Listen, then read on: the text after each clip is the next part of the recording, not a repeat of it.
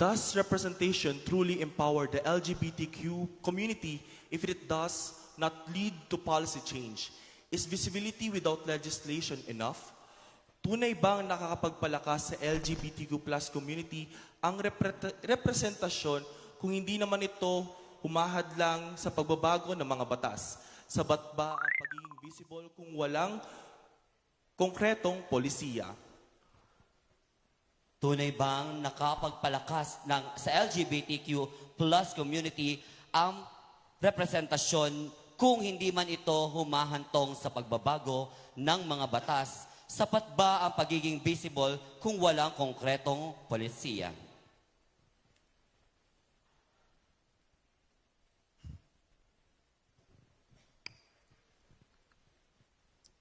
Okay. Thank you so much for the very mind-boggling question. Well, first off, I would like to say that LGBT people will never ever experience real recognition and protection without law. Because acceptance without legislation is fragile. It can be denied and it can disappear overnight.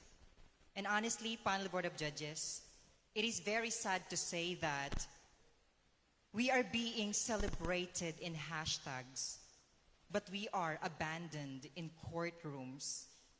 We are applauded on stage, just like what's happening tonight, but in real life, we are being punished.